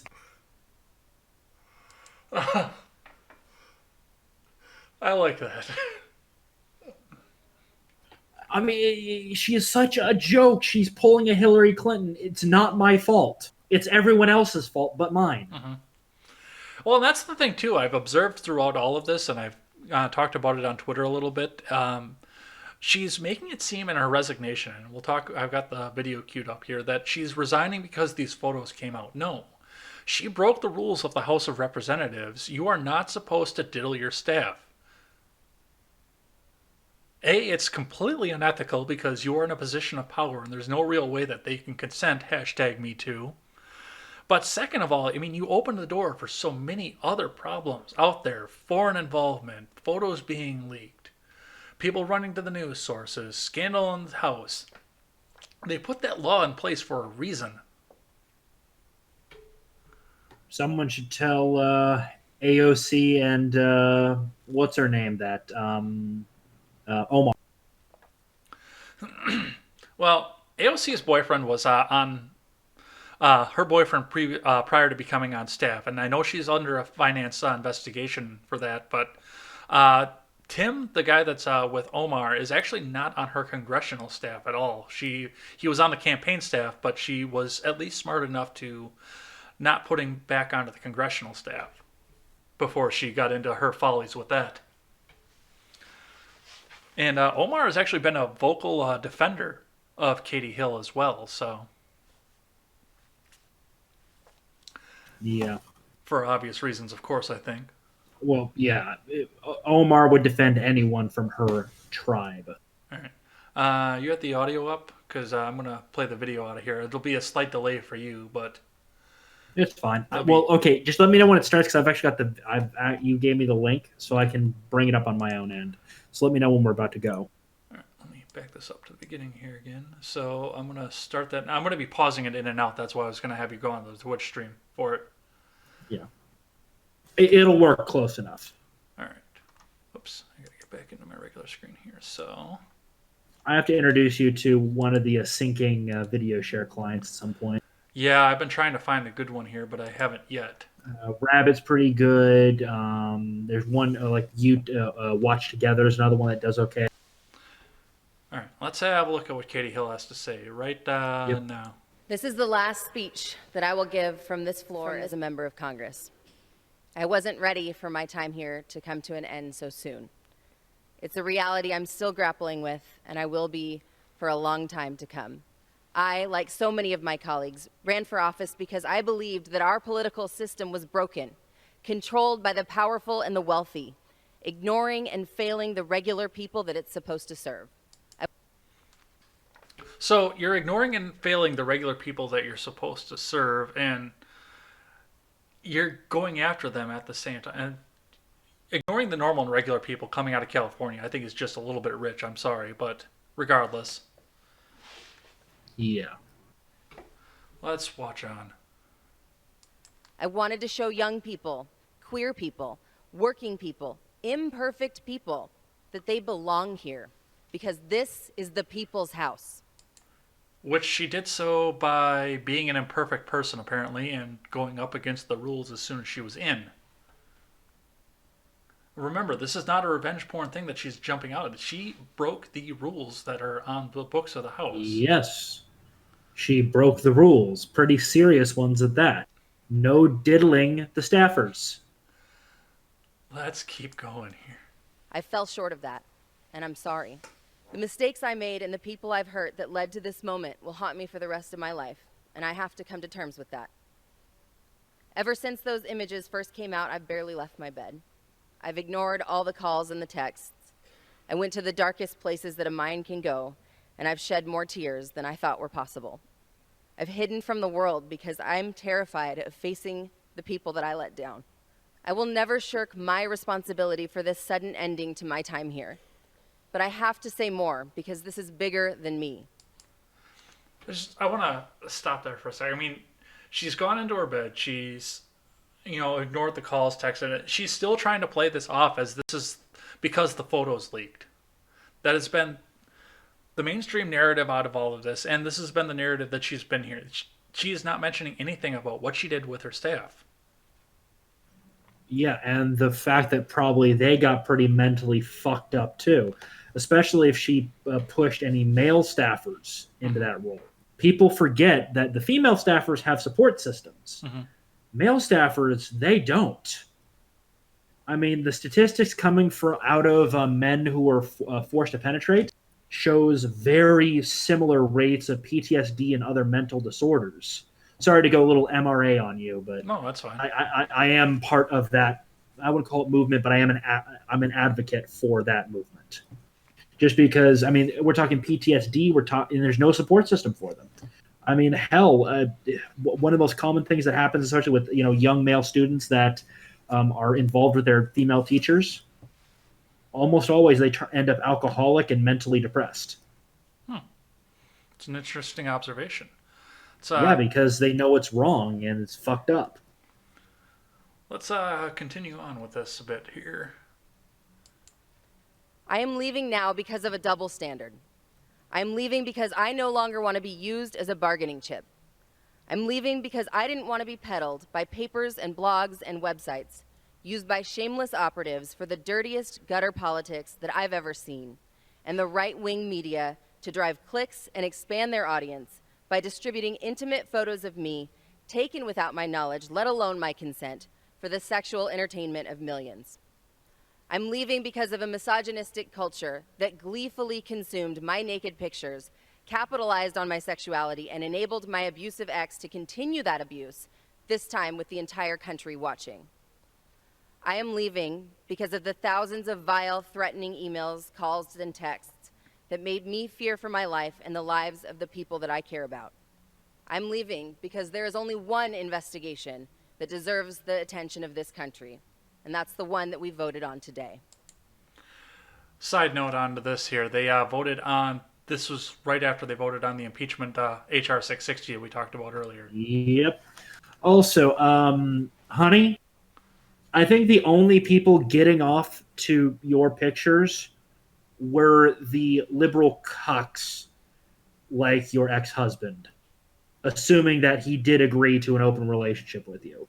Well, yeah, and that's she keeps calling her husband the abusive husband, and I keep finding all the articles out there that say that she was on the wife sharing site, that they were into this together, they were in the throuple, and I don't. You've got to be pretty open-minded and pretty forgiving to get into anything like that to begin with. I will never get involved in it, period. Yeah, absolutely. And I hope whoever my wife may be, assuming I ever have a wife, would feel the same way about me. No, we are committed to each other. We've signed a contract, and we're retiring that. And if one of us happens to get conked out early, then you can reconsider getting out there, but only till death do us part. And even then, I might not want to get involved, just from the pain. Mm-hmm. Let's finish this up. We got a little bit over a minute left. Okay. Today I ask you all to stand with me and commit to creating a future where this no longer happens to women and girls. I'm leaving, but we have men who have been credibly accused of intentional acts of sexual violence and remain in boardrooms, on the Supreme Court, in this Fuck very off body, about the Kavanaugh shit and most of already. all, in the Oval Office. Yeah, that's, and once again, she's trying to become the victim out of something that she perpetrated herself. And a fun fact, 1 out of every 3 women faces some form of violence, whether they're sexual or regular, in her lifetime. But 1 out of 1 boy faces it in a lifetime. Who's the one that's the real who dealing with the victim problems in society? Obviously, the Democrats. No, they're the victimizers. All right, let's finish up here. So the fight goes on to create the change that every woman and girl in this country deserves. The forces of revenge by a bitter, jealous man, cyber exploitation, and sexual shaming that target our gender and a large segment of society that fears and hates powerful women have combined to push a young woman out of power and say that she doesn't belong here. Yet a man who brags about his sexual predation, who's had dozens of women come forward to accuse him of sexual assault, who pushes policies that are uniquely harmful to women, and who has filled the courts with judges who proudly rule to deprive women of the most fundamental right to control their own bodies, sits in the highest office of the land. And so today, as my last vote, I voted on impeachment proceedings, not just because of corruption, obstruction of justice, or gross misconduct, but because of the deepest abuse of power, including the abuse of power over women. Today, as my final act, I voted to move forward with the impeachment of Donald Trump on behalf of the women of the United States of America. This is the last. So, yeah, that's the video. Well, at least the segments of that I brought out. Every single claim of abuse brought against Trump have either been refuted by other witnesses or are so patently ridiculous they are unbelievable. Second of all, she brought up the pussy tape, the Billy Bush tape, and everything that I heard when I listened to that speech. First off, no, this does not make the president look good. Second off, he is admitting the fact that they are consenting to it. They'll let you. Yes. He said that right in there. If you're a star, they'll let you do it. Exactly. What he proved is my point, which is society has degraded horribly. He's proven the tradcons right, not the feminists. Well, I want to float one little bit of tinfoil by you here, and I alluded to this earlier as we were talking about this. Oh, good thing this hat has tinfoil lined. Now, this all happened in a span of 9 days. It's exactly 9 days from the point of the first hearing about this to the speech that we just saw here. That is a very quick time to try and organize what came first, what came second, and that's not counting what was going on in the background already. One of the things I've always wondered about of this is, did she get back to her husband, start talking to her husband, who has had her on wife sharing sites before? I mean, none of these pictures are unconsensual that we know of. She knew that all of them were out there. Did she call him up and tell him to leak these pictures to try and get the victim narrative to try and stay in Congress because she knew she was about to get pushed out for the fact that she was diddling her staff? She's not. I don't think she's smart enough for that. I think she is. I mean, true, she could be trying to do the victim narrative, but She's held so hard to the victim narrative. I can't see any other aspect to this. well, what was it? Don't contribute to malice what you can attribute to incompetence. But it's hard to say. I mean, we're in very strange times. Mm-hmm. So, I mean, it's entirely possible, but the thing is, with how hard she's going after her husband, you'd think she would go with something more nebulous, like hackers broke into my ex-husband's computer or my computer, or they found this on a private folder on an old Dropbox that I didn't know existed. You'd think she'd go with that narrative and not the one that rakes her ex-husband over the coals. Well, you consider the fact, though, too. I mean, you said the word. I don't want to say the word out again, but the state that her husband is in, would it be really that difficult to believe? He's letting her go out and screw each other. They're in Swingerville and everything. Is he cucked to a point where he would just do this for her? I mean, it's entirely possible, but you would expect that he would have come out pretty quickly saying, I made a mistake in releasing this. It was a moment of weakness. I shouldn't have done this. I'm so sorry for what I have done. Has he done that yet? No, I don't think we've had any sort of statement from him. I'm not 100% So sure if we know who the guy is at this point. Yeah, I think she's using him as a scapegoat. Mm-hmm. And not a non-willing scapegoat. Because the thing is, I'm thinking that it wasn't her husband. I'm thinking if anyone leaked it, she leaked it herself. Well, and some of the leaked photos were found to be on the wife sharing site. Yeah. So it's somebody who had access to it, and well, she has access to it. Assuming there is a conspiracy, I think she did it. And if she's as smart as you said, she wouldn't use someone that she didn't mean to completely skewer. She would use someone she disliked. She would have a staffer use an anonymous email and send it to a news agency she didn't like. Mm-hmm. Well, the only reason I look the other direction onto this as well is the fact that if she gets her husband in on this, she can, throw a little bit of money out at him at the end of this. Whereas if she claims anonymous hacker or something like that, I'm sure that somebody on 4chan could find a link and figure out the. You think her ex-husband has more money than what the fact that she's getting a pension from Congress, Well, I as think well she's as going to slip whatever him a payoff. investments? Oh, okay. Yeah. But the problem is the claims she's made, those she can't walk back. This guy is not a public citizen; he's a private citizen. Yes, so but we're never going to hear this. Libel and slander. We are never going to hear Katie Hill again after this. Yeah. Oh yeah, she's disappearing. Yeah. This is going to happen. She's going to disappear. She's going to slip a bunch of money to her ex-husband. He's in on it, so he can turn around. They have the established link, whereas, like I said, 4chan is scary how quickly they can find information. They would find the transfer of it and figure out where the photos came from. In 2 seconds. In 2 I seconds. mean, my God, how long did it take them to find a flag using nothing but star charts, weather patterns, and fucking jets and croaking frogs? 36 hours? Yeah. 36 hours. They found Shia LaBeouf using cloud patterns. Not only that, but they found him in the cabin thing that he was doing. They found which cabin he was in. I think it took him a week, but yeah, because there was less information to work with. Because it wasn't live streamed. Mm-hmm.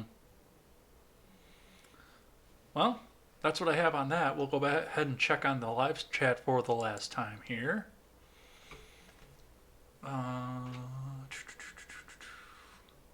Where were we at?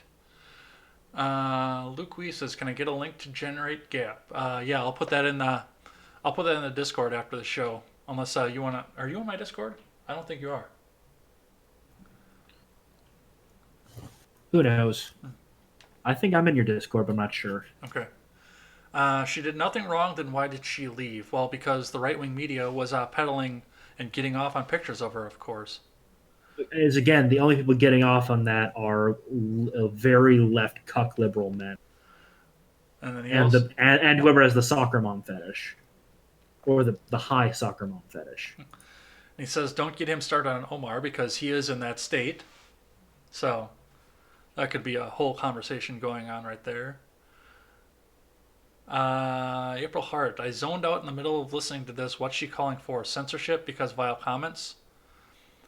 No, she's calling to resign and calling to not have anybody using revenge porn to get people out of office. Essentially, is what it was, because she's clinging to the revenge porn aspect of why she's leaving office, not the fact that I'm sure Nancy Pelosi hugged her on her way out and said, "Oh, we're gonna miss you," and then whispered in her ear, "You better get the fuck out of here, otherwise I'm gonna make your life a living hell."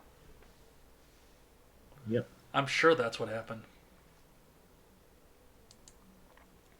All right. Well, that's what I have here. But we always end the show on a positive note. And, of course, we always end the show on a note that involves the guest here. So tell us about a hobby that you have that has nothing to do with politics or work. It could be an album that you picked up, a video game you've been playing recently, or something to do with that snazzy armor that you have on over there. Well, I haven't done a lot of airsoft here in Texas yet, so I don't want to really go into that until I check out the local scene. But a hobby that I'm involved in that isn't gaming, that isn't work or politics, creative writing. Oh. I've been attempting to write a sci-fi for a long time. I've heard some details on that, actually. You've shared a little bit of that with us. Yeah, bits and pieces. Yeah. But I do want to remind people of something very important. Mm-hmm. Remember, everyone, every time that Christmas is mentioned in November, Santa's forced to execute another elf. Well, I won't let you see me wear my Santa hat after Black Friday. Yep. Well, I know you've lived your life shrouded in secrecy, but I do have the link to the Deplorable Batcave server down in the description below. Other than that, let us know anywhere else that we can find you. Just there, pretty much. Matt's server, Generational Gap server, Steven and Uranium server. I exist in all of those. Okay, yeah. And I know that Luke will be heading over to the Generational Gap. I'm a professional lurker. That's what I do. I lurk. I keep an eye on the Twitters. And sometimes you come onto our shows and discuss the news with us. Yep. And try to inch you guys further and further towards the correct side of the political spectrum. If you do want to finish up the conversation with me or add anything else and you didn't have it in the live chat here, you can find me over on Twitter. That is at AsBlogTwitter with a 1 in place of the I. Otherwise, there are other links down and below. You can find my Facebook. You can find my Minds. You can find my Gab. You can find me on all of those platforms here. We can keep the conversation going as well. And if you couldn't catch this live, or you're just checking in at the very end of this, you can catch this back on demand on YouTube, or you can catch this over on BitChute. Make sure you like and subscribe over there if you are not already. It always helps us move up YouTube's algorithm. Or if you are catching this at the very end and you want to listen to us on the go, you can catch us bright and early tomorrow morning. I'll have it out before I go to work. You can catch us on iTunes, Google Play, and Stitcher. And remember, if you're on iTunes, leave us that 5-star rating and a good review. That always helps us move up the charts. Lastly, go over and check out all of our content on freedomscoop.com. You will find this video uploaded over there very shortly. You will find all of Stephen Ignoramus's content over there. You'll find the generational gap, including our charity stream. Go back and check into that again. You'll find some great writing over there. And we are always looking for more writers. So if you want to write for freedomscoop.com, shoot me an email at blogtwitter@gmail.com. We will see what we can do to set you up, get an article out there, see how your spelling is, and for the most part, other than that, it's free speech. So write what you feel and we'll get it out there. So I always say on this show, never take the words of bloggers, podcasters, or journalists as gospel. Find all the facts and draw your own conclusions. CWal, you have the last word. Have a good night, everyone, and I'm going to steal something from another YouTuber. Fly safe. Take care.